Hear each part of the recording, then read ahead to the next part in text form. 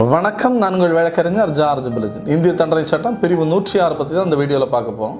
Section 106 of IPC பற்றி தான் பார்க்க போகிறோம். வாங்க வீடியோக்குள்ளே போகலாம்.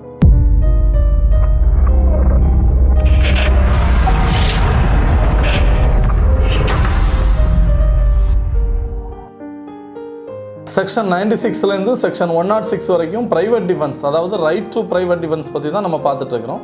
அதில் கடைசி செக்ஷன், இந்த சாப்டரில் இருக்கக்கூடிய கடைசி செக்ஷன் தான் பார்க்க போகிறோம். செக்ஷன் 106 அதை பற்றி டீட்டெயிலாக பார்க்கலாம். செக்ஷன் 106 பொறுத்த வரைக்கும் என்ன சொல்லியிருக்கு அப்படின்னு பார்த்தீங்கன்னா, ஒரு கும்பலாக சேர்ந்து ஒரு நபரை தாக்க வராங்க.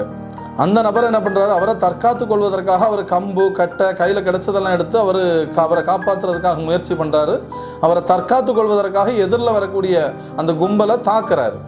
அப்படி தாக்கக்கூடிய நேரத்தில் ஒரு இன்னசென்டான ஒரு குழந்தையாக இருக்கலாம், இல்லைன்னா வேற ஒரு நபராக இருக்கலாம். அந்த கூட்டத்தில் தற்செயலாக தவறுதலாக வந்து அந்த குழந்தை மேலே அந்த அடிபட்டு, இல்லைன்னா அந்த நபர் மேலே அடிபட்டு அந்த நபர் வந்து இறந்து போகிறதுக்கான வாய்ப்பு இருக்குது.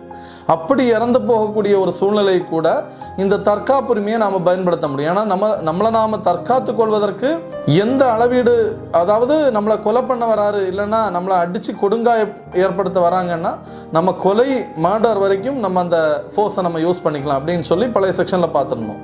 அதே தான் இதில் ஒரு நிரபராதி அந்த இடத்துல வந்து அடிபட்டு இறந்து போனால் கூட நல்லெண்ணத்துடன் நம்மளை தற்காத்து கொள்வதற்காக நாம் இதை செய்ததுனால கண்டிப்பாக இது தற்காப்புரிமையில் வரும் அப்படின்னு தான் சொல்லுது. அதாவது நம்ம தற்காத்து கொள்வதற்காக நாம் பண்ணக்கூடிய ஒரு செயல்னால ஒரு காயம் ஏற்பட்டு ஒரு நபர் மரணமடைந்தால் கூட அது குற்றமாகாது, அது தற்காப்புரிமையில் தான் வரும் அப்படின்னு தான் செக்ஷன் 106 ஆஃப் IPCயில் டீட்டெயிலாக சொல்லியிருக்காங்க. டிஸ்கிரிப்ஷனில் நோட்ஸ் கொடுத்துருக்கேன், நோட்ஸை பாருங்கள். நோட்ஸில் ஏதாவது டவுட் இருந்தாலும் நீங்கள் கமெண்ட் பாக்ஸில் கேட்கலாம்.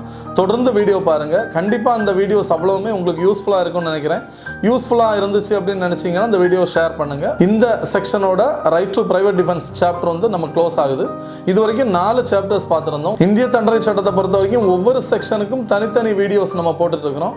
எப்போ வேணாலும் பிளேலிஸ்ட்டில் ஓப்பன் பண்ணி பார்த்துக்கலாம். நீங்கள் பிளேலிஸ்ட்டில் ஓப்பன் பண்ணிங்கன்னா சாப்டர் 1 and 2 வந்து ஒரு பிளேலிஸ்ட்டாக இருக்குது. சாப்டர் 2, 3, 4 தனித்தனி பிளேலிஸ்ட்டாக இருக்குது. நீங்கள் எப்போ வேணாலும் எந்த பிளேலிஸ்ட்டை வேணாலும் ஓப்பன் பண்ணி பார்த்துக்கலாம். எந்த செக்ஷனை வேணாலும் நீங்கள் பார்த்துக்கலாம். தொடர்ந்து சட்டம் பற்றிய நிறைய சந்தேகங்களுக்கான வீடியோக்கள், விளக்கங்கள் நாங்கள் போட்டுட்ருக்கோம். தொடர்ந்து ஆதரவு தாங்க.